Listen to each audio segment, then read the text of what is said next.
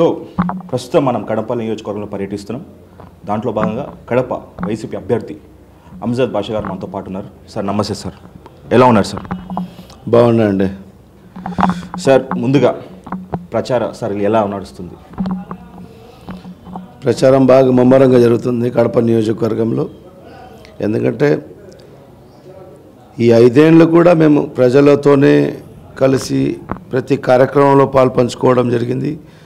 మన పార్టీ ఆదేశానుసారం అన్ని కార్యక్రమాలు కూడా గడప గడపకు వైఎస్ఆర్ కాంగ్రెస్ పార్టీ అని చెప్పి రావాలి జగన్ కావాలి జగన్ అనే కార్యక్రమాలు నిత్యం ప్రజలతోనే ఉంటూ ప్రజలతో మమేకమవుతూ వాళ్ళ కష్టసుఖాలన్నీ కూడా తెలుసుకుంటూ ఎల్లవెల్లలా మేము ప్రజల్లోనే ఉన్నాం. కాబట్టి ఈ ఎన్నికల ప్రచారంలో మాకంత ప్రత్యేకంగా ఎన్నికల ప్రచారం అనేది కాకోకుండా మనం ఖచ్చితంగా ఈ 5 ఏళ్ల కాలంలో నిత్యం ప్రజలలో ఉన్నాం. కాబట్టి అదే తరహాలో ఈ ఎన్నికల ప్రచారం కూడా ముమ్మరంగా ఇవాళ కడప నియోజకవర్గంలో మేము నిర్వహించడం జరుగుతుంది. ఓకే సార్, ఈ ప్రచార సరళిలో చూసుకుంటే రావాలి జగన్ కావాలి జగన్ ఏదైతే ఏంటి ఈ నవరత్నాల స్కీమ్స్ తోటి వెళ్తున్నారు. కానీ ఈ 5 సంవత్సరాల్లో యాజ్ ఎమ్మెల్యేగా మీరు చేసిన స్కీమ్స్ ఏమున్నాయి? ప్రజలకు ఏ విధంగా మీరు ఓటు అడుగుతున్నారు? కడప నియోజకవర్గానికి సంబంధించి ఎందుకంటే ఇవాళ కడప నగర ప్రజలకందరికీ కూడా తెలుసు, ఇవాళ ఈ రాష్ట్ర ప్రభుత్వం మరియు మన ముఖ్యమంత్రి చంద్రబాబు నాయుడు గారు ఎంత దుర్మార్గంగా వ్యవహరిస్తున్నాడో ఈ జిల్లా ప్రజలకు కానీ నా నియోజకవర్గ ప్రజలకందరికీ కూడా తెలుసు. ఒక శాసనసభ్యుడు ప్రతిపక్ష పార్టీకి సంబంధించిన శాసనసభ్యుడికి రావాల్సిన హక్కులు కానీ ప్రోటోకాల్ కానీ నిధులు కానీ ఈ 5 ఏళ్లలో చంద్రబాబు నాయుడు అనే వ్యక్తి ఎంత దుర్మార్గానికి దిగాడంటే మాకు రావాల్సిన నిధులు కూడా మాతో ఓడిపోయిన వ్యక్తులు ఇన్ఛార్జీలుగా ఉన్నారు, వాళ్ళ ద్వారా ఖర్చు పెట్టడం అనేది ఎంతవరకు సమంజసమో ఈ మా నియోజకవర్గ ప్రజలకు తెలుసు, మరియు జిల్లా ప్రజలకందరికీ కూడా తెలుసు. గతంలో కూడా రాజశేఖర రెడ్డి గారు ముఖ్యమంత్రిగా ఉన్నారు, ఇదే చంద్రబాబు నాయుడు గారు కూడా ముఖ్యమంత్రిగా ఉన్నాడు. అప్పుడు ప్రతిపక్ష పార్టీకి సంబంధించిన శాసనసభ్యులు కూడా ఖచ్చితంగా నిధులు వచ్చేది. ఈ 70 ఏళ్ళు స్వాతంత్రం మన భారతదేశానికి స్వాతంత్రం వచ్చి 70 ఏళ్ళు అయినా కూడా ఇంత దుర్మార్గంగా పాలించిన మొదటి ప్రభుత్వం ఏదైనా ఉందంటే ఇప్పుడుండే ఈ 5 ఏళ్ల కాలంలో చంద్రబాబు నాయుడు ప్రభుత్వమే.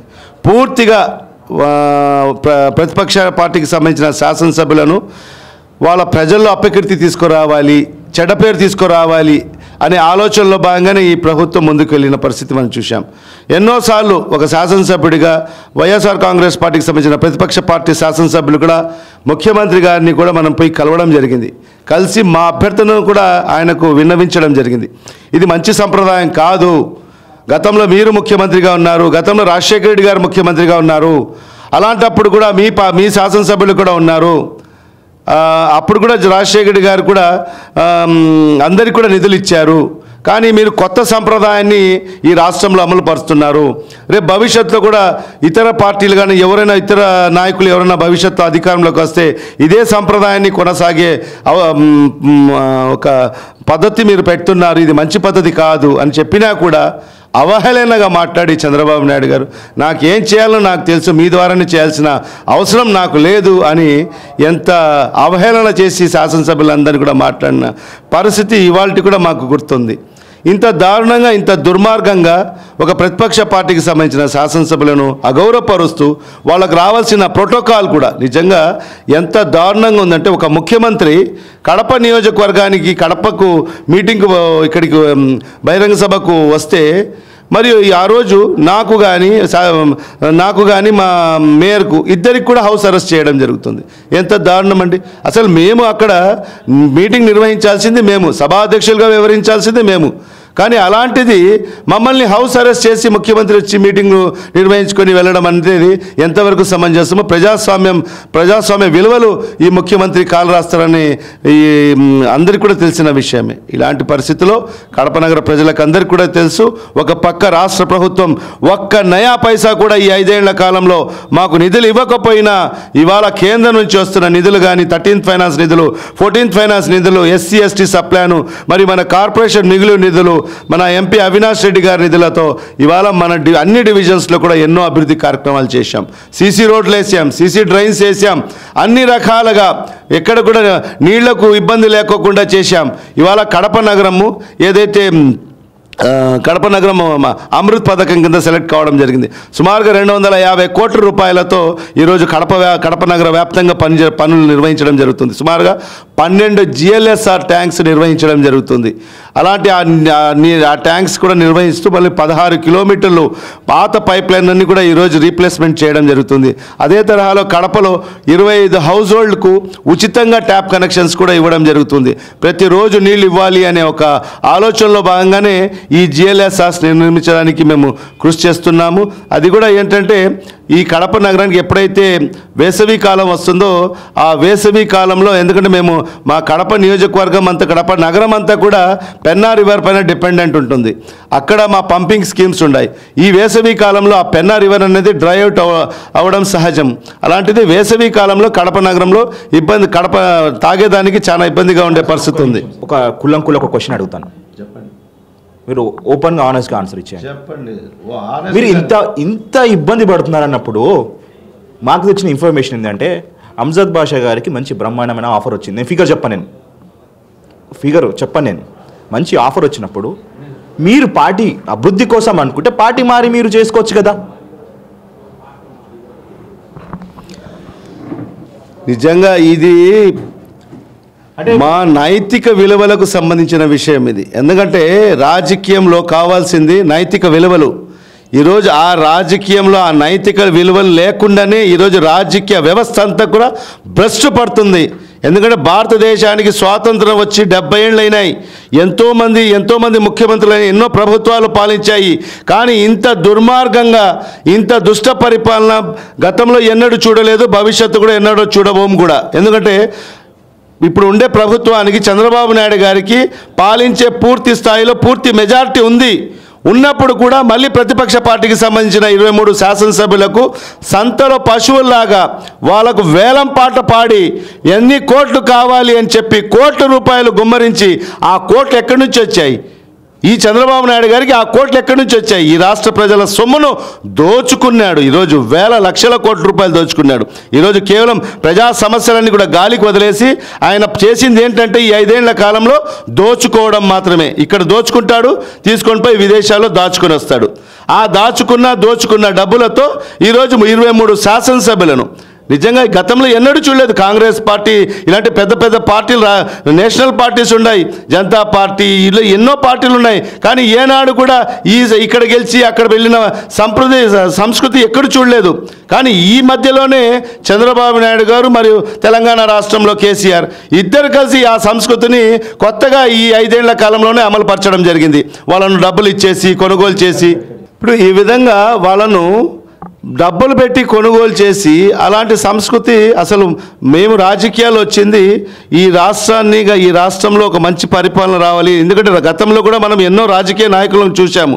నేను నిజంగా రాజకీయాలకు వచ్చేదానికి కారణం కూడా రాజకీయ నాయకులు ప్రజలతో ఓట్లు వేయించుకొని ప్రజలతో ఎందుకు దూరం అవుతారు, ప్రజలతో ఎందుకు కలసరు, ప్రజలు వాళ్ళ సమస్యలు తెలుసుకోవాలంటే వాళ్ళ సమస్యలు చెప్పుకోవాలంటే స్థానిక నాయకులు అందుబాటులో ఎందుకు ఉండరు, ప్రజలతో ఓట్లు వేయించుకున్న తర్వాత ప్రజలతో కలిసేదానికి వాళ్ళకి ఏమి ఇబ్బంది అని ఆలోచించి నేను ఖచ్చితంగా ఈ రాజకీయాల్లోకి రావాలి, ఈ ఏదైతే భ్రష్టు పట్టిన రాజకీయ వ్యవస్థను మార్పు తీసుకురావాలి అనే ఆలోచనలో భాగంగానే నేను రాజకీయాలకు రావడం జరిగింది. నాకు ఒక పక్క నిధులు రాకపోయినా కూడా నేను ఇవాళ నాకు సంతృప్తి ఏమిస్తుందంటే ఈ 5 ఏళ్ల కాలంలో నేను ప్రజలకు దగ్గరయ్యాను. ప్రజలు ఎవరు కూడా సామాన్యమైన వ్యక్తి కూడా ఒక ఎమ్మెల్యేని కలిసే అవకాశాన్ని నేను కల్పించడం జరిగింది. వాళ్ళ సమస్యలను విన్నాను.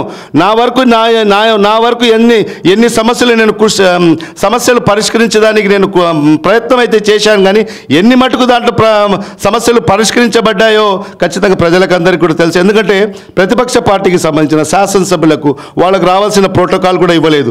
ఒక ఎంఆర్ఓ కానీ ఒక కమిషనర్ కానీ ఒక పోలీస్ అధికారులు కూడా ప్రతిపక్ష పార్టీ శాసనసభ్యులు చెప్తే వినకోకూడదని పైనుంచే కండిషన్స్ పెట్టి వాళ్ళకు ఎవరైతే తొత్తులుగా వ్యవహరిస్తారో అలాంటి అధికారులనే నియమించడం జరిగింది. అప్పుడు ఎట్లా రాజకీయ వ్యవస్థ మరియు అధికారులు కూడా ఈ రాజకీయ వ్యవస్థకు రాజకీయ నాయకులకు తొత్తులుగా వ్యవహరిస్తే ప్రజాస్వామ్యం ఎక్కడ ఉంటుంది? సామాన్యమైన ప్రజలకు ఎక్కడ న్యాయం జరుగుతుందండి? ఒక శాసనసభ్యుడు ఖచ్చితంగా ప్రజలు వచ్చి మా కాడ వాళ్ళ గోడును వినిపించుకుంటే ఖచ్చితంగా మేము అధికారుల దృష్టికి తీసుకెళ్తాం, మన పోలీసు అధికారుల దృష్టికి తీసుకెళ్తాం. అలాంటప్పుడు పోలీసు అధికారులు కానీ అధికారులు కానీ ఆ సమస్యను పరిష్కరించాల్సిన బాధ్యత వాళ్ళపైన ఉంటుంది. అలా కాకుండా ప్రతిపక్ష పార్టీ శాసనసభ్యుడు చెప్పాడు ఇది చేయకోకూడదు, లేకపోతే తెలుగుదేశం పార్టీ ఇన్ఛార్జ్ ద్వారా నొప్పి చెప్పించుకో అని చెప్పడం ఎంతవరకు సమంజసమండి? ఇన్ని ఇబ్బందులు గురి చేసినారు, అయినా కూడా కేవలం రాజకీయ విలువలు భ్రష్టుపడకుండా నేను రాజకీయాల్లో నీతి నియమాలు కోసమే మీరు అన్నారు. ఓకే, వాస్తవం. మేము చెప్పినట్టు మీకు ఆఫర్ వచ్చిందా లేదా? ఇంత మీరు ఓపెన్ కాలేదు. నాకు కూడా ఆఫర్లు వచ్చాయి, అవన్నీ వచ్చాయి. మంత్రి పదవులు ఇస్తానన్నారు, అవన్నీ ఇస్తామన్నారు చెప్పారు. నేను ఒకటే చెప్పాను, నేను ఈరోజు రాజకీయాలు వచ్చింది. గతంలో కూడా మా కుటుంబం అంతా కూడా రాజశేఖర రెడ్డి గారి కుటుంబానికి వెంటనే నడిచారు. ఈరోజు ఖచ్చితంగా నేను జగన్మోహన్ రెడ్డి గారిని నాకు ఆదర్శంగా తీసుకుని నేను రాజకీయాల్లోకి రావడం జరిగింది. నాకు ఈరోజు ఇంత గౌరవప్రదమైన స్థానం కల్పించాడంటే అది జగన్మోహన్ రెడ్డి వల్లనే నాకు వచ్చింది. నాకు మంత్రి పదవుల నాకు ఆశ లేదు. నేను వచ్చింది రాజకీయాల్లో ప్రజలకు సేవ చేయాలి అని ఒక ఆలోచనతో నేను రావడం జరిగింది. ఖచ్చితంగా ఇవాళ లేకపోయినా భవిష్యత్తు, ఎందుకంటే 2009లోనే నేను ఆ రోజు కాంగ్రెస్ పార్టీ నుంచి నేను టికెట్ ఆస్పిరెంట్గా ఉన్నాను. కానీ ఆ రోజు జగన్మోహన్ రెడ్డి గారు నా పేరు ప్రపోజ్ చేయడం జరిగింది. కానీ మహానేత దివంగత ముఖ్యమంత్రి డాక్టర్ వైఎస్ రాజశేఖర రెడ్డి గారు నన్ను పిలిపించి ఆ రోజు ఇప్పుడు మాజీ మంత్రిగా ఉన్న అహ్మదుల్లా గారికి మేము టికెట్ ఇస్తున్నాము, నీకు ఈ వయసు ఇంకా చాలా ఉంది, నీకు భవిష్యత్తు ఇంకా ఎక్కువ ఉంది, నీ వయసు కూడా చాలా తక్కువ ఉంది, నువ్వు ఖచ్చితంగా నేను ఈ అభ్యర్థిని ఇస్తున్నాను, నువ్వు గెలిపించుకొని రావాలి అని నా మీద బాధ్యత వేయడం జరిగింది. ఖచ్చితంగా ఆ రోజు ఆ బాధ్యత స్వీకరించుకొని నేను కష్టపడి ఆ రోజు 2009లో అహ్మదుల్లా గారికి నేను గెలిపించుకోవడం జరిగింది. మరి ఆనాటి నుంచి కూడా జగన్మోహన్ రెడ్డి గారి వెంటే నేను నడవడం జరిగింది. ఆయన కాంగ్రెస్ పార్టీని రాజీనామా చేసిన మరుక్షణమే మేము కూడా కాంగ్రెస్ పార్టీకి రాజీనామా చేసి ఆయనతో పాటు నడవడం జరిగింది. ఆ నడిచిన తర్వాతనే ఈరోజు నా మీద విశ్వాసంతో నాకు 2014 నాకు అవకాశం కల్పించడం జరిగింది ఎమ్మెల్యే అభ్యర్థిగా. మరి ప్రజలు కూడా నా మీద విశ్వాసంతో, వైఎస్ఆర్ కాంగ్రెస్ పార్టీ మీద అభిమానంతో, జగన్మోహన్ రెడ్డి గారి మీద అభిమానంతో నన్ను అత్యధిక ఏంటంటే కడప చరిత్రలో ఈ 70 ఏళ్ల రాజకీయ చరిత్రలో ఎవరికి రాని మెజారిటీ కడప నగర ప్రజలు నన్ను కల్పించడం జరిగింది. 45,000 పైచిలకు మెజార్టీతో నన్ను గెలిపించుకోవడం జరిగింది. అలాంటిది ప్రజలు నన్ను విశ్వాసంతో వైఎస్ఆర్ కుటుంబం మీద విశ్వాసంతో నన్ను గెలిపించడం జరిగింది. ఖచ్చితంగా ఆ కుటుంబం వెంటనే నేను ఉండాలి, ఈ రోజు కాకుంటే భవిష్యత్తులో నాకు మంచి పదవులు వస్తాయని నేను దేవుని పైన నమ్మకము మరియు మన అధ్యక్షులు జగన్మోహన్ రెడ్డి పైన నమ్మకం ఉంది. కాబట్టి ఆ విధంగానే నేను కొనసాగాను. మరి ఇవాళ కూడా 2019లో కూడా ఎంతోమంది అడిగినా కూడా నన్ను రెండవసారి కూడా అవకాశం జగన్మోహన్ రెడ్డి గారు కల్పించడం జరిగింది. నిజంగా నేను మొదటిగా ఆయనకు కృతజ్ఞత తెలియజేసుకుంటూ భవిష్యత్తులో కూడా నేను కడప నగర ప్రజలకు కూడా నేను ఒకటే చెప్తున్నాను, మీ రుణాన్ని ఎప్పటికీ నేను మరవలేను, ఎప్పటికీ మీకు రుణాన్ని నేను రుణపడి ఉంటాను. ఖచ్చితంగా ఈ కడప నగరానికి ఒక మంచి నగరంగా తీర్చిదిద్దడానికి నేను నా శాయశక్తుల కృషి చేస్తాను. మీరందరూ ఒక్క అవకాశం కల్పించండి.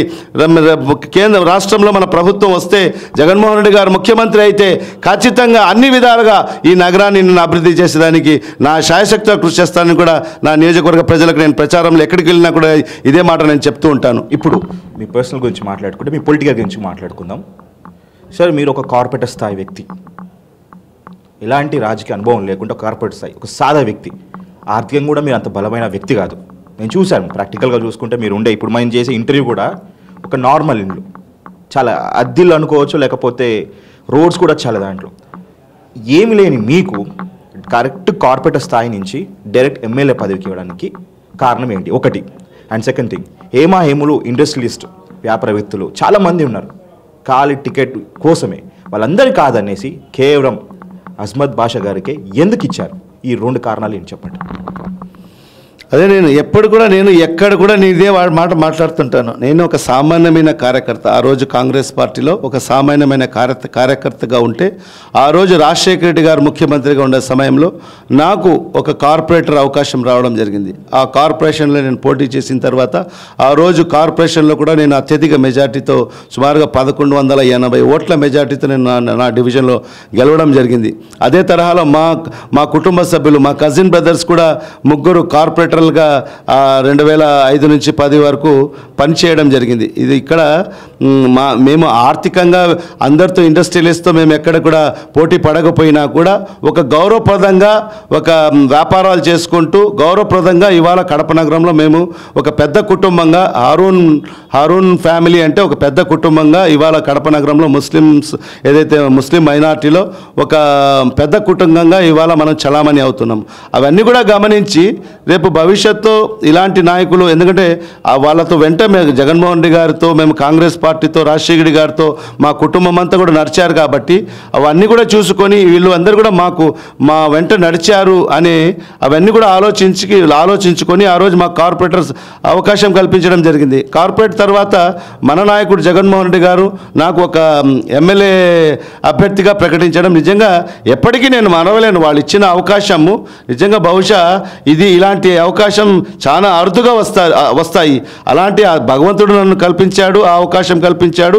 తర్వాత జగన్మోహన్ రెడ్డి గారు నాకు అవకాశం కల్పించారని నేను పూర్తిగా ఎక్కడికి వెళ్ళినా నేను సగర్వంగా నేను చెప్పుకుంటాను. అలాంటిది ఎంతోమంది మహామేయులు ఈరోజు కోట్లకు పడగట్టిన వాళ్ళందరూ కూడా కడపకు నాకు టికెట్ కావాలని కూడా ఎంతోమంది ఆశించారు. కానీ వాళ్ళకందరూ కూడా పక్కన పెట్టి జగన్మోహన్ రెడ్డి గారు నా మీద విశ్వాసంతో నన్ను ఎమ్మెల్యేగా గెలిపించుకోవడం, నన్ను అభ్యర్థిగా గెలిపించుకోవడం నిజంగా చాలా వరకు నేను ఆయనకు కృతజ్ఞతై ఉంటాను. రెండోసారి కూడా మరొకసారి నన్ను అవకాశం కల్పించినందుకు ఎల్లప్పటికీ కూడా ఆ కుటుంబానికి నేను రుణపడి ఉంటానని కూడా తెలియజేసుకుంటున్నాను. మీ మీద ఒక ట్రోల్ వచ్చిందండి. ఏంటంటే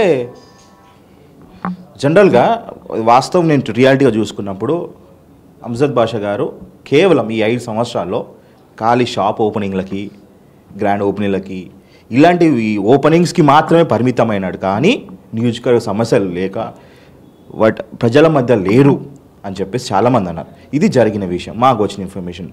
కానీ నిన్న మేము పబ్లిక్ టాక్ తీసుకున్నప్పుడు ఆ ఫుటేజ్ కూడా మీకు చూపిస్తాము. ప్రతి ఒక్కరు మైనారిటీ సోదరులు అయితే ఏంటి, నార్మల్ చిన్న స్థాయి నుంచి పెద్ద వ్యక్తి వరకు మాకు మీరే కావాలి అని అంటున్నారు. ఆ ట్రోల్ నిజమా? ఇప్పుడు ఇది నేను తీసుకున్న పబ్లిక్ టాక్ నిజమా? ఎవరు చెప్పారో అసలు వాళ్ళ స్థాయి ఏంటో ఒకసారి చెప్తే మనకు అర్థమవుతుంది. ఇవాళ 5 ఏళ్ళుగా ఏ రాజకీయ పార్టీ ఈరోజు అధికార పక్షంలో ఉండే వాళ్ళు కూడా ఏ నాయకుడు ఇవాళ డివిజన్స్ ఇప్పుడు కూడా చెప్తాను నేను, ఇప్పుడు ఉండే తెలుగుదేశం పార్టీ నాయకులు ఎవరైతే పోటీలు చేస్తున్నారో ఎవరు చేస్తున్నారో వాళ్ళని అడగండి, ఏ డివిజన్ ఎక్కడి నుంచి వస్తుందో, ఎక్కడి నుంచి స్టార్ట్ అవుతుంది, ఎక్కడి నుంచి ఎండ్ అవుతుందో అని చెప్పుకోమని చెప్పండి. ఒక డివిజన్ తీసుకొని ఈ డివిజన్ ఇక్కడ నుంచి స్టార్ట్ అవుతుంది, ఇక్కడ నుంచి ఎండ్ అవుతుంది, ఈ డివిజన్కి సంబంధించిన బూతులు ఎక్కడ ఉంటాయి, ఆ డివిజన్లో ఎంతమంది ఏ సామాజిక వర్గం వాళ్ళు ఎంతమంది ఉన్నారు అని చెప్పుకోమనండి. ఇప్పుడు అధికారంలో ఉన్న నాయకులు ఈరోజు అధికారాన్ని అద్దం పెట్టుకొని ఈరోజు కేవలం సంవత్సరానికి ఒకసారి జన్మభూమి కమిటీలను జన్మభూమి మీటింగ్లు పెట్టుకొని కేవలం జన్మభూమి మీటింగ్లకు పరిమితం అయిపోయి ఆ రోజు వచ్చి మీటింగ్లో మాట్లాడుకొని పోయిన వాళ్ళు మాత్రమే ఈరోజు తెలుగుదేశంలో ఉండే నాయకులందరూ కూడా. మేము ప్రజలతో మమేకమయ్యాం, ప్రజల కష్ట సుఖాలు తెలుసుకున్నాం. ఇవాళ డోర్ టు డోర్ ప్రతి డోరుకు మేము వెళ్ళడం జరిగింది. 5 ఏళ్ల కాలంలో మేము ప్రతిపక్షం పార్టీలో ఉన్నా కూడా మేము ఎన్నో అభివృద్ధి కార్యక్రమాలు చేశాము, ఎన్నో శంకుస్థాపనలు చేశాము. అన్ని శంకుస్థాపనలు డివిజన్లో ఎక్కడైతే అభివృద్ధి కార్యక్రమాలు జరిగాయో అక్కడ ప్రజలతో మమేకమయ్యాం. షాప్ ఓపెనింగ్ అంటే మా మీద అభిమానంతో ఎవరు వచ్చి పిలిచినా కూడా ప్రతి కార్యక్రమంలో కూడా నేను వెళ్తాను. నాకు జనం ఉండాలి, ఆ ఉండాలి, ఈ ఉండాలని కూడా నా ఎక్కడ కండిషన్ ఉండదు. ఎవరైనా కూడా సామాన్యమైన సాధారణ వ్యక్తి నన్ను పిలిచినా కూడా, ఏ షాప్ ఓపెనింగ్కి పిలిచినా కూడా, ఎక్కడికి పిలిచినా కూడా నేను ఒంటరిగానే వెళ్తాను. అదే నాకు ఈరోజు మంచి పేరు. ఒక ఎమ్మెల్యే మేము ఎక్కడికి పిలిచినా కూడా వస్తాడు, ఒక సామాన్యమైన వ్యక్తి మన ఎమ్మెల్యే అని ప్రతి ఒక్కరు కూడా నా నియోజకవర్గ ప్రజలందరూ కూడా ఇవాళ మాట్లాడుకుంటున్న విషయం ఇది నాకు తెలుసు. అలాంటిది అభివృద్ధి కార్యక్రమాలు ఒక పక్క చేశాము, మేము పార్టీ కార్యక్రమాలు చేశాము. ఎందుకంటే ప్రజల సమస్యలు తెలుసుకున్నాం. ఈరోజు ఈ ప్రభుత్వం చేస్తున్న దుర్మార్గాలన్నీ కూడా ఈరోజు ప్రజల దృష్టికి తీసుకెళ్ళి వాళ్ళలో అవేర్నెస్ రాగలిగాము, వాళ్ళలో చైతన్యం తీసుకురాగలిగాము. ఎందుకంటే 640 హామీలు ఇచ్చాడు చంద్రబాబు నాయుడు గారు. రైతులకు రుణమాఫీ చేస్తా అని చెప్పాడు, డ్వాక్రా మహిళలకు రుణమాఫీ చేస్తా అన్నాడు, మహిళలకు సంబంధించిన బంగారు రుణాలన్నీ మాఫీ చేస్తా అని చెప్పాడు. ఈ విధంగా బాబు వస్తే జాబ్ వస్తుందన్నాడు, లేకపోతే 2000 రూపాయలు నిరుద్యోగ భృతి ఇస్తా అని చెప్పాడు. అన్ని అబద్ధపు హామీలు ఇచ్చేసి ఆ హామీలన్నీ కూడా నేను ప్రజలకు తీసుకెళ్లడం జరిగింది. గడప గడపకు వైఎస్ఆర్ కాంగ్రెస్ పార్టీ అని ప్రతి గడపకు నేను తొక్కాను, వాళ్ళతో పోయి మాట్లాడాను. మీకు ఈ ప్రభుత్వంలో మీకు ఏమైనా మేలు చేశాడా, ఇవన్నీ కూడా చంద్రబాబు నాయుడు గారు ఎన్నికల ముందు హామీలు ఇచ్చాడు, ఈ హామీలో మీ ఒక్కటన్నా చేరిందా అని ప్రతి గడపకు వెళ్ళి మేము అడిగాము, తెలుసుకున్నాము. కానీ ఏ గడపలో కూడా మాకు ఈ హామీలన్నీ కూడా నెరవేర్చాయి, మేము మోసపోయామనే ప్రతి గడపలో ప్రతి మహిళ కూడా, ప్రతి నిరుద్యోగి కూడా మేము మోసపోయాము చంద్రబాబు మాటలు నమ్మి అని చెప్పడం జరిగింది. ఇవన్నీ కూడా ఏంటి, మేము ప్రజలతో మమేకమయ్యామే కాబట్టే మాకు ఇవన్నీ వాస్తవాలు తెలిసాయి. కేవలం మేము మా ఆఫీసులకే పరిమితం అయిపోయి ఉంటే ఇవన్నీ విషయాలు మాకు తెలిసేటి కాదు. ఎందుకు ఇవాళ నేను ఎన్నికల ప్రచారంలో కూడా నేను ఏ గడపకు వెళ్ళినా కూడా వాళ్ళు చూపిస్తున్న ఆప్యాయత అయితే ఏమి, వాళ్ళు చూపిస్తున్న మర్యాదపూర్వకంగా ఆహ్వానం అయితే ఏమి, మా ఇంట్లో వచ్చి కూర్చోండి, ఒక 2 నిమిషాలు కూర్చొని వెళ్ళండి అని వాళ్ళు అంత ఆప్యాయంగా ఎందుకు పిలుస్తారండి? నేను 5 ఏళ్ళలో వాళ్ళతో కలిసి వాళ్ళతో మమేకం కాకుండా పోయింటే ఇవాళ నన్ను కూడా ఎవరు కూడా పిలిచేవాళ్ళు కాదు. ఒకసారి మీరు నాతో పాటు రండి, నేను డివిజన్లో ప్రచారం చేసేటప్పుడు రండి, నాకు ఏ విధంగా ప్రజలు బ్రహ్మరథం పడుతున్నారో నన్ను ప్రతి ఇంట్లో కూడా రండి. మాకు సమయం లేక చాలా మటుకు నేను ప్రతి ఇంట్లో కూడా మేము పోయి కూర్చోలేని పరిస్థితి. ఎందుకంటే ఎన్నికల సమయం దగ్గర పడుతుంది కాబట్టి ఈ ఎన్నికల ప్రచారం మేము పూర్తి చేయాలి. కాబట్టి అలాంటి ఆప్యాయత ఇవాళ మా కడప నియోజకవర్గ ప్రజలు చూపిస్తున్నారంటే ఖచ్చితంగా మా యొక్క మంచితనము మరియు మనం ఈ 5 ఏళ్ల కాలంలో వాళ్ళు ఎప్పుడు వచ్చినా కూడా వాళ్ళను పలకరించడం జరిగింది, వాళ్ళ సమస్యలు తెలుసుకోవడం జరిగింది. మరి వాళ్ళలో కూడా వాళ్ళ డివిజన్స్లో కూడా వాళ్ళ ఇళ్ళ కాడ వాళ్ళ వీధుల్లో కూడా మనము పర్యటించడం వల్లనే ఈ విధమైన మనకు స్పందన వస్తుంది. చివరిగా మీరు రాజశేఖర రెడ్డి గారిని దగ్గర చూశారు, జగన్మోహన్ రెడ్డి గారిని దగ్గర చూశారు, ఇద్దరితో మీరు ప్రయాణించారు.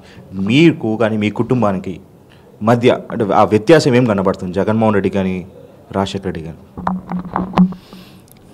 రాజశేఖర రెడ్డి గారిని కూడా చూశాం. రాజశేఖర రెడ్డి గారు నిజంగా ఆ రోజు ప్రజలకు చేసిన ఏదైతే సంక్షేమ పథకాలు అవన్నీ కూడా ఈరోజు ప్రజలందరూ కూడా ఆయనకు గుండెల్లో పెట్టుకుని ఈరోజు ఆరాధించుకుంటున్నారు. భగవంతుని తర్వాతి స్థానం ఈరోజు రాజశేఖర రెడ్డి గారికి ప్రజలందరూ కూడా కొలుస్తున్నారు. ఎందుకంటే మేము ఎక్కడికి వెళ్ళినా కూడా ఆయన ఫోటో ప్రతి ఇంట్లో కూడా మ్యాక్సిమం ఇళ్లలో ఆయన ఫోటో పెట్టుకొని నేను పోతానే చూడండి అయ్యా అని మమ్మల్ని ఆ ఫోటో చూపిస్తున్నారు.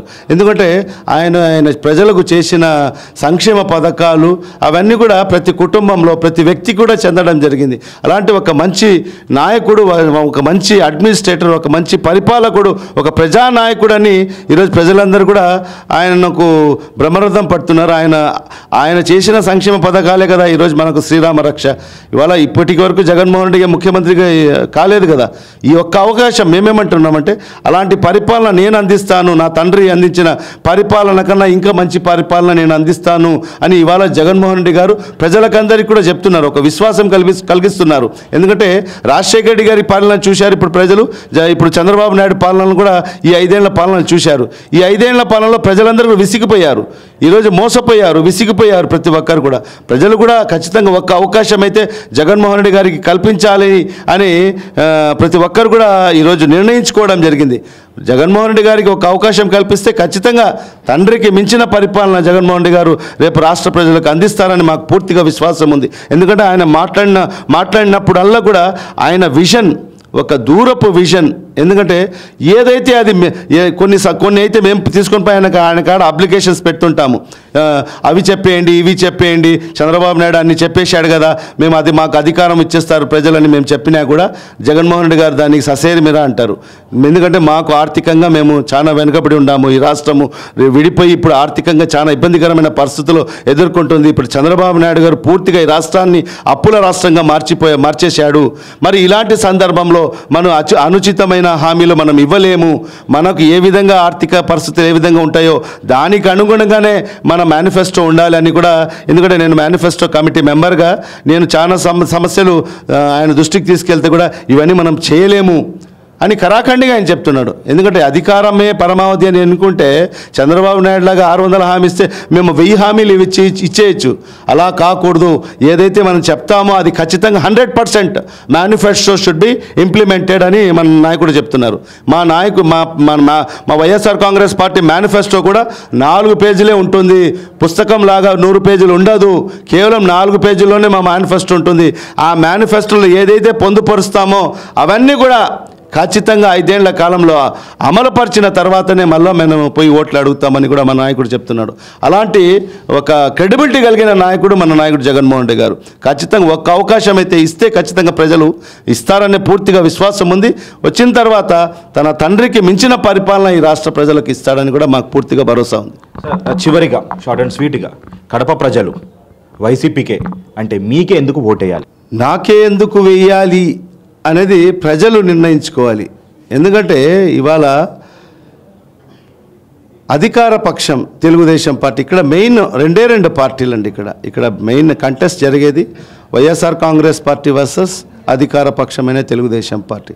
తెలుగుదేశం పార్టీకి ఎందుకు ఓటు వేయకోకూడదు, వైఎస్ఆర్ కాంగ్రెస్ పార్టీకి ఎందుకు ఓటు వేయాలి అనేది ప్రజలు నిర్ణయించుకోవాల్సిన అవసరం ఉంది. ఎందుకంటే తెలుగుదేశం పార్టీకి ఎందుకు ఓటు వేయకూడదంటే ఈరోజు చంద్రబాబు నాయుడు గారు 2014 ఎన్నికల్లో ఎన్ని హామీలు ఇచ్చాడు, ఆ హామీలో ఎంతవరకు నెరవేర్చాడు? ఎవరికన్నా ఈ రాష్ట్ర వ్యాప్తంగా నిరుద్యోగ సమస్య తీరిందా? ఎవరికైనా ఉద్యోగ అవకాశాలు వచ్చాయా అనేది ఆలోచించాలి. మరి మహిళలు, నేను పెద్దన్నయ్యగా నేను మీకు పూర్తిగా డ్వాక్రా రుణమాఫీ చేస్తానని చెప్పాడు. మరి ముఖ్యమంత్రి అయిన తర్వాత మాకు నిధులు లేవు, మేము మా ఆర్థికంగా ఇబ్బందికరమైన పరిస్థితులు ఉన్నాయి అంటే ఈ ముఖ్యమంత్రి 9.5 సంవత్సరాలు ముఖ్యమంత్రిగా చేశాడు. అనుభవం ఉన్న ముఖ్యమంత్రి, నాకు అనుభవం ఉంది, నన్ను ఒక అవకాశం ఇవ్వండి, నేను మారాను అని చెప్పి ప్రజలతో ఓట్లు వేయించుకొని అధికారం వచ్చిన తర్వాత నువ్వు ఇచ్చిన హామీలన్నీ కూడా నెరవేర్చాలా లేదా? అవన్నీ కూడా నెరవేర్చలేదు. మోసగిచ్చాడు, అందరినీ మోసం చేశాడు. రైతులకు మోసం చేశాడు, మహిళలకు మోసం చేశాడు, విద్యార్థులకు మోసం చేశాడు, నిరుద్యోగులకు మోసం చేశాడు. ఒక మోసగారికి ఏ విధంగా మీరు ఓటేస్తారండి? మరి అదేవిధంగా మన జిల్లాకు పూర్తి స్థాయిలో ఈ 5 ఏళ్ళ మా జిల్లాకు పూర్తిగా విస్మరించాడా లేదా? ఈ జిల్లాలో ఏమైనా అభివృద్ధి కార్యక్రమాలు చేశాడా ఈ 5 ఏళ్ల కాలంలో? ఒక చిన్న గుండె సూది పెట్టే ఫ్యాక్టరీనా పెట్టాడా? ఇక్కడ స్థానికంగా ఎంతోమంది నిరుద్యోగులు ఉన్నత చదువులు చదువుకొని ఆ మహానుభావుడు రాజశేఖర రెడ్డి గారు ప్రవేశపెట్టిన ఫీజు రియంబర్స్మెంట్ ద్వారా ఈరోజు ఉన్నత చదువులు చదువుకొని ఇంజనీరింగ్, MBA, MCA లాంటి ఉన్నత చదువులు చదువుకొని ఈరోజు కేవలం 3,000, 4,000, 5,000 శాలరీకి ఈరోజు చిన్న కొట్టులలో పని చేసుకుంటున్నారు. కంప్యూటర్ ఆపరేటర్లుగా పనిచేసుకుంటున్నారు. కంప్యూటర్ ఇంజనీర్లు, ఎంటెక్లు చేసుకొని, బీటెక్లు చేసుకొని. మరి ఎందుకు నువ్వు ఇక్కడ ఒక ఫ్యాక్టరీ, ఒక పరిశ్రమ కూడా ఎందుకు ఏర్పాటు చేయలేకపోయావు? ఇక్కడ నిరుద్యోగులకు ఎందుకు నువ్వు ఉద్యోగ అవకాశాలు కల్పించలేకపోయావు? మరి ఈ రాష్ట్ర వ్యాప్తంగా కూడా ఈరోజు ప్రభుత్వంలో ఎన్ని ఖాళీలు ఉన్నాయి? సుమారుగా 2 లక్షల ఖాళీలు ఉన్నాయి. ఎందుకు నువ్వు దాన్ని ఫిలప్ చేయలేకపోయావు? ఇవన్నీ కూడా ఆలోచించాలి. నిరుద్యోగులందరూ కూడా ఆలోచించాల్సిన అవసరం ఉంది. మరీ ముఖ్యంగా మన రాష్ట్రానికి రావాల్సిన ప్రత్యేక హోదా ఎందుకు నువ్వు తాకట్టు పెట్టావు? నీ స్వార్థ ప్రయోజనాల కోసం ప్రత్యేక హోదాను తాకట్టు పెట్టి ప్రత్యేక ప్యాకేజీ మేలని నువ్వు ఎందుకు ఆ రోజు మాట్లాడావు? ప్రత్యేక ప్యాకేజీ వల్ల ప్రజలకు ఏమైనా మేలు జరుగుతుందా? ప్రత్యేక ప్యాకేజీ వల్ల మేలు జరిగేది నీకు, నీ కుటుంబానికి, తెలుగుదేశం పార్టీ నాయకులకు మాత్రమే. ప్రత్యేక ప్యాకేజీ వల్ల ఈ రాష్ట్రంలో ఉండే 5 కోట్ల ఆంధ్రులకు అందరికీ కూడా ప్రత్యేక హోదా వల్ల వాళ్ళకందరికీ కూడా మేలు జరుగుతుంది. అలాంటి హోదాను ప్యాకేజీ కోసం తాకట్టు పెట్టావు. యావత్ తెలుగు జాతిని కేంద్ర ప్రభుత్వం వద్ద కాళ్ళ వద్ద తాకట్టు పెట్టావు నీ స్వార్థం కోసం, నీ కేసుల కోసం. ఇవన్నీ కూడా ఆలోచించుకొని రేపు మన జిల్లా అభివృద్ధి జరగాలంటే, ఎందుకంటే మన కళ్ళ ఎదుటే ఉన్నాయి. ఆ మహానుభావుడు రాజశేఖర రెడ్డి గారు ముఖ్యమంత్రిగా ఉన్నప్పుడు ఎన్ని పరిశ్రమలు వచ్చాయి మన జిల్లాలో? మన జిల్లా ఎంత అభివృద్ధి జరిగింది? స్వాతంత్రం వచ్చి 70 ఏళ్ళు అయినా కూడా ఏ నాయకుడు, ఏ ప్రభుత్వం కూడా చేయని అభివృద్ధి కేవలం 5 ఏళ్లలోనే రాజశేఖర రెడ్డి గారు అభివృద్ధి మన జిల్లాను చేసి చూపించారు. అలాంటిది ఖచ్చితంగా ఈ జిల్లాలో అభివృద్ధి జరగాలంటే ఖచ్చితంగా జగన్మోహన్ రెడ్డి గారిని ముఖ్యమంత్రి చేసుకోవాల్సిన అవసరం ఉంది. జగన్మోహన్ రెడ్డి గారికి ముఖ్యమంత్రి చేసుకోవాలంటే వైఎస్ఆర్ కాంగ్రెస్ పార్టీకి ఓటు వేయాల్సిన అవసరం ఉంది. వైఎస్ఆర్ కాంగ్రెస్ పార్టీ అభ్యర్థిగా నేను కడప నియోజకవర్గంలో పోటీ చేస్తున్నాను. ఖచ్చితంగా ఇవన్నీ కూడా ఆలోచించి ప్రజలు ఒక మంచి ప్రభుత్వాన్ని, ఒక మంచి ముఖ్యమంత్రిని, ఒక మంచి నాయకుడిని ఎన్నుకోవాల్సిన అవసరం ఉంది. ఇవన్నీ ఆస్పెక్ట్స్ చూసుకుంటే నేనైతే నా వర్షన్ కరెక్ట్ అని, ప్రజలు నన్ను గెలిపిస్తారని, నా వైపే ఉన్నారు, నన్ను గెలిపిస్తారని నాకు పూర్తిగా విశ్వాసం ఉంది. Thank you so much sir. ఇంత బిజీ స్కెడ్యూల్లో కూడా, మీ ప్రచారంలో కూడా ఇంత టైం ఇచ్చి మాతో మాట్లాడారు. ఏదైతే మీకు ఈ 5 సంవత్సరాల్లో మీరు చేయని అభివృద్ధి ఏదైతే ఉన్నారో, ఎంత అధికార పార్టీ మీకు ఎన్ని ప్రలోభాలు పెట్టినా కూడా, ఎన్ని ఇబ్బందులు గురి చేసినా కూడా, నిధులు కేటాయించకపోయినా కూడా మీరు జగన్మోహన్ రెడ్డి వెంటే ఉంటూ జగన్మోహన్ రెడ్డికి ముఖ్యమంత్రి చేయాలని ఒక ఇంటెన్షన్ తోటే ఉన్నారు. ఖచ్చితంగా ఈసారి కూడా మీరు భారీ మెజార్టీతో గెలవాలని, జగన్మోహన్ రెడ్డి గారు ముఖ్యమంత్రి మీరు చేయాలని, ఖచ్చితంగా మీరు చేయని అభివృద్ధి పనులు కూడా ఈ 5 సంవత్సరాల్లో ఖచ్చితంగా మీ కడప మీరు ఏదైతే అనుకున్న విజన్ ఖచ్చితంగా జరగాలని ఈవెన్ మా యోయో టీవీ కొడుకుంటుంది sir. Thank you so much sir. Hello, మిమ్మల్నే యోయో టీవీ యాప్ డౌన్లోడ్ చేసుకున్నారా? ఇంకా లేదా? మీ యాప్ స్టోర్ కి వెళ్ళి వెంటనే డౌన్లోడ్ చేసుకోండి. ఈ వీడియో గనుక మీకు నచ్చినట్లయితే లైక్ చేయండి, షేర్ చేయండి అండ్ సబ్స్క్రైబ్ చేయండి.